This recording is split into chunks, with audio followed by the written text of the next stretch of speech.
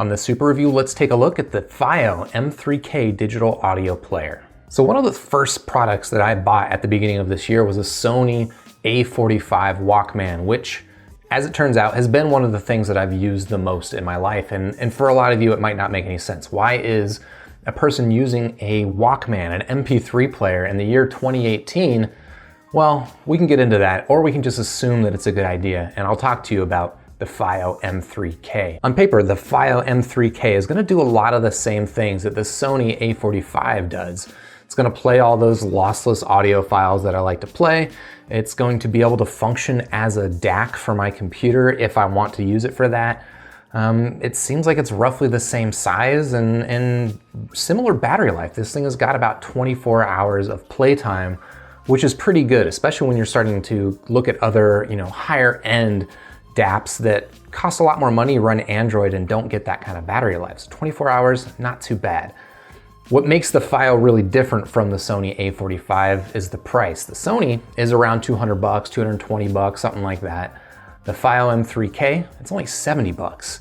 And to me, 70 bucks makes a lot of sense. So if this thing can perform similarly to the Sony A45, but for less than half the price, I'll be pretty impressed. And frankly, as long as it sounds good, I'll be pretty happy with a $70 player like this. That said, we're going to find out, is it any good? Let's go ahead and unbox it. We'll find out what you get inside the box of the Fiio M3K. And then I'll give it a listening test, put it up against that Sony A45, which may not be fair because it's twice the price, but I have a feeling they're going to be a little bit closer than you might think. Let's check it out.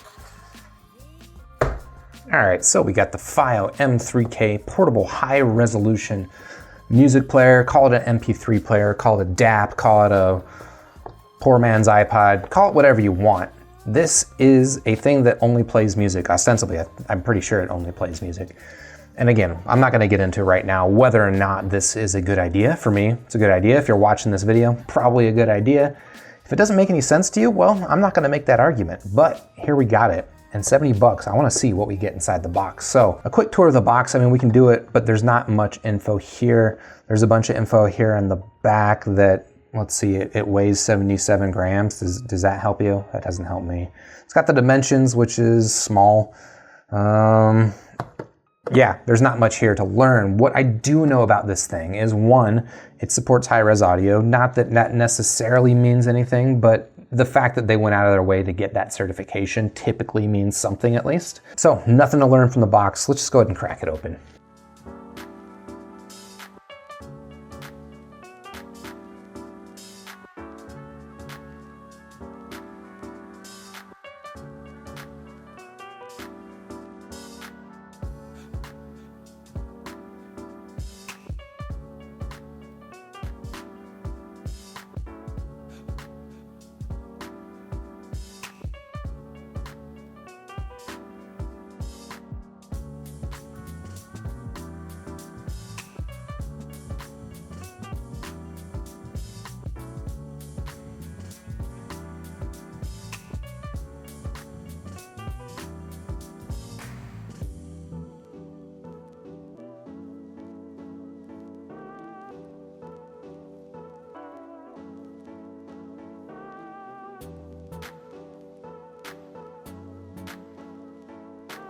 All right, so we got the Fiio M3K out of the box, and what you get, you actually get some kind of nice things, frankly.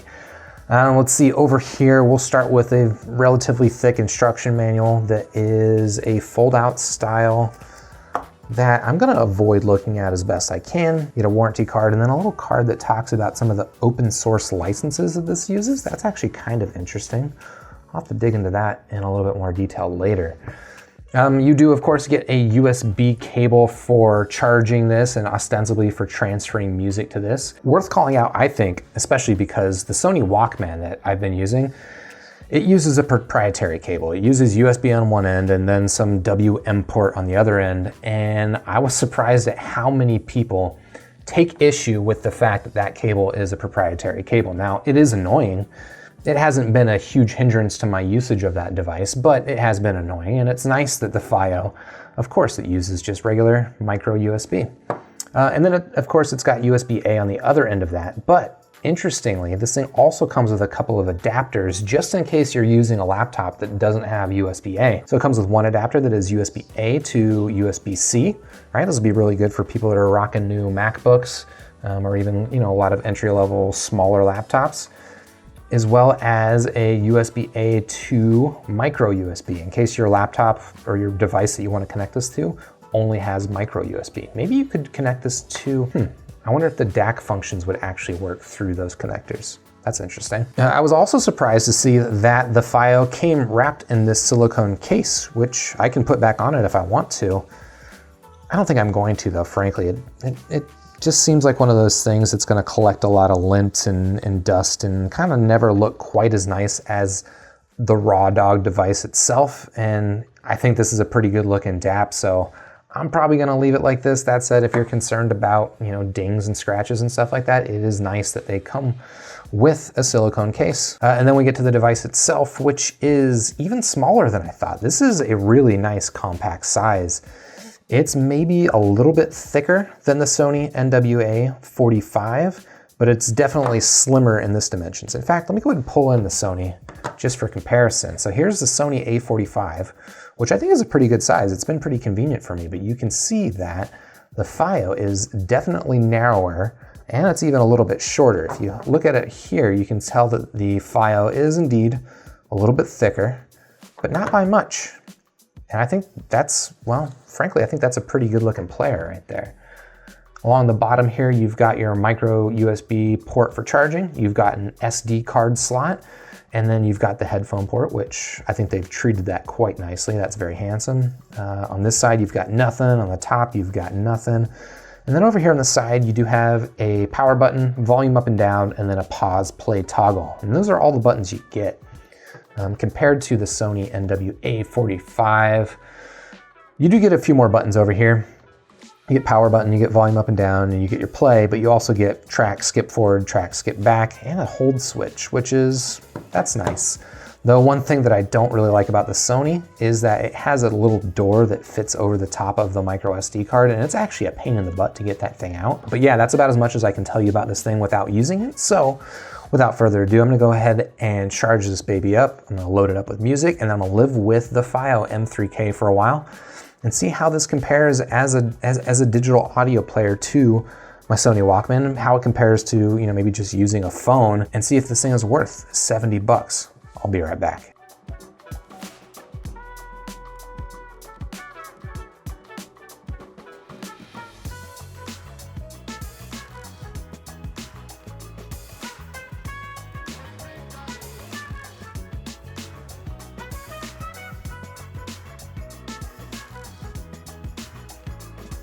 All right, let's talk about the Fiio M3K, which is a $70 music player that in a lot of ways is just as good as my $200 Walkman. But in some ways, which we'll get into, it's definitely not as good. All right, let's start with the good stuff, which, really this build quality is one of the most impressive aspects of this player. It's got this all aluminum design. It's got a great size, a great weight to it. It feels good in the hand. It's got a glass front, or I think it's glass. It feels like glass, might as well be glass. Generally, yeah, it's just a really nice looking player that feels great in the hand. The other really important thing that the M3K gets right is the sound quality. This is a great sounding player. Listening to it back to back with the Sony, there's no obvious trade-offs with this player. There might be some slightly perceived differences in sound. This might actually sound a little bit cleaner, whereas the Sony sounds a little bit fuller, but that could also be entirely in my head. I'll just say this thing sounds perfectly reasonably good. No complaints with the sound quality at all. In fact, there are some things that this does better than the Sony, including just the noise floor. If I plug in my KZ AS10s, they're probably the most sensitive in-ear monitors that I've got. If I plug those into the Sony, I can hear a slight hiss when nothing is playing. If I plug those into this, the M3K, there's no hiss, so that's pretty impressive. And then in terms of output volume, this thing gets plenty loud for most headphones that you're gonna be using. If you're using something like the Sennheiser HD6 series, right? I think it's a 300 ohm headphone. This will just barely get those loud enough, For my listening preferences, they don't get quite loud enough on this, when that's the same, with the Sony Walkman. These are just not that high-powered of devices, but really good for most headphones, including pretty much any in-ear monitor out there. Other good stuff is that this supports micro SD cards up to 2 terabytes. Now, as far as I understand, there's not actually any 2 terabyte micro SD cards out there yet, but they have claimed that they are future-proofed for 2 terabyte cards. And then the software is generally pretty attractive, pretty handsome. It's a little inconsistent in some places, but it looks good. It moves pretty snappy. In fact, the Sony A45 has got some slowdown in some places that there's no slowdown on the M3K, which is pretty good. And it's also got some nice features like, okay, you can browse music via ID3 tags, or you can browse music via folders if you prefer. I think that's always nice that they do that for people that don't keep their ID3 tags in order. And then this also has a really nice A/B repeat function where you can select a portion of a song and just loop it over and over and over again, which is probably annoying for most people, but for nerds like me that want to compare headphones, it's actually a really useful function. It's a little clumsy to use, but I'm happy it's there. Now, it is a $70 digital audio player, and you can spend a lot more money on players like this, so there've got to be some compromises, right? And there are. And some of those compromises, I think, are totally reasonable. I'm not going to hold these things against it, but they're things that you should know. One of the compromises is that the M3K does not have Bluetooth. You want to hook up a pair of Bluetooth headphones to this, it's not going to work. And for me, that's not a big deal. The reason that I would get a player like this versus just using my phone is so that I can use a wired headphone. So I don't care that it doesn't support Bluetooth. Another thing that the M3K is missing is built-in storage. My Sony Walkman, it's got 16 gigs of built-in storage. This has 0 gigs of built-in storage. But again, I'm actually not going to hold that against it because I don't care. This thing supports micro SD. I'm going to put micro SD in it regardless of if it has built-in storage. So the fact that there's no built-in storage, I really don't care. There are some physical buttons on the device, but there's not a ton. You can play and pause, you can change the volume, and you can turn it on and off with a physical button. You can't skip tracks, and that does limit its pocketability, right? Or how well you can operate this thing when it's in your pocket. So that's one thing that's worth calling out. And then the screen, it's a fairly nice screen, but it's not a touch screen. And that's not a big deal for me. I think, most people are used to touch screens, so you're probably gonna reach up and try and touch it at some point, and it's not gonna respond. But that's a compromise that I'm perfectly happy with. Instead of using a touch screen, they've got a touch UI that operates down here, and it's okay. It's okay. It's got this touch slider that, again, one of my complaints with it is that it's not super precise. It can be difficult to navigate precisely on a list of items. But again, that sort of, the UI compromise, that's something that I'm okay with on a $70 device. Some of the compromises I'm not totally happy with on a $70 device. Let's start with a couple of physical things that I think are worth calling out. That headphone jack, it's a nice looking headphone jack, isn't it? In my experience, this thing is too tight. It makes it kind of a pain in the butt to insert in a lot of the headphones that I've got. I've had to really shove them in there, and it seems to be getting looser over time. It seems to be getting better, so that might be a problem. That improves the more you use this unit, but that is something that I don't expect on a $70 piece of hardware. Another thing I didn't expect is the micro SD card slot on this thing. The first few times I put a card into it, it would not give me the card back. I had to use a pair of tweezers to pull it out, and now it actually functions totally fine. In fact, if I wanted to, I think this thing would eject the card across the room if I tried. So it's gotten better. I'm not sure what changed, but at least at some point this thing was not giving me my cards back. And again, that's not a problem that I expect on a $70 piece of hardware. And then actually the bigger issues that I have with this unit are more around the UX design of it, which are disappointing to get wrong because, okay, good design is not necessarily cheap, but it scales really well, right? You design something well the first time, you can repeat it for free every time after that. It's not like hardware where, more expensive hardware, it costs every time you need to make a new version of it. Design doesn't require that. And so it would have been nice if the UX design of this was a little bit better. All right, so I've had some software crashes very rarely, occasionally, but that's not the kind of stuff I'm talking about. What I'm talking about is, for example, this play pause button.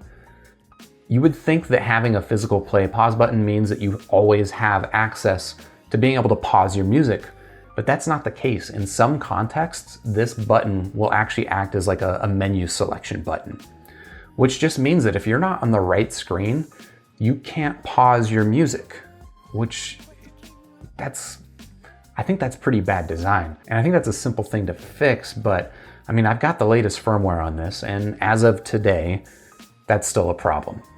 Similarly, this thing has got skip buttons on the touch panel, right? Skip forward and skip back tracks, which I think those are good functions to have on always available buttons.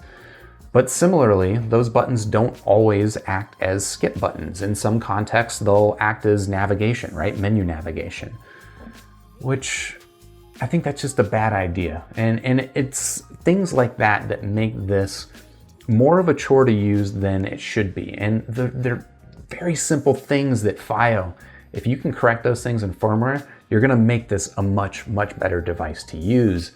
As it is, it's a pretty good device. It sounds great, but it's got some UX issues. If I were to rate the Fiio M3K out of 5 stars, I'd give it 3 stars out of 5. Look, I love the way this thing is built. I love the sound that comes out of this, and I really love the idea of a $70 audio player like this that gets those things so well done. It's disappointing that some of the UX design problems are there. It's disappointing that there are a couple small hardware issues, but yeah, frankly, I can look past those. I just really want this play button to always play. I want the play button to be able to wake the device from sleep. Currently, it can't do that, and with software, I think it could. I think with software updates, they could make this a really easy 4 stars out of 5. Currently, I'd give it 3 stars out of 5, which is still a pretty decent buy for 70 bucks, especially when the next best option I have is a $200 Sony Walkman. If you're interested in checking out the M3K, I do have links to Amazon in the description down below. While you're down there, you can hit the like button for the video if you liked it. You can subscribe to the channel, and then I'll see you in the next super review.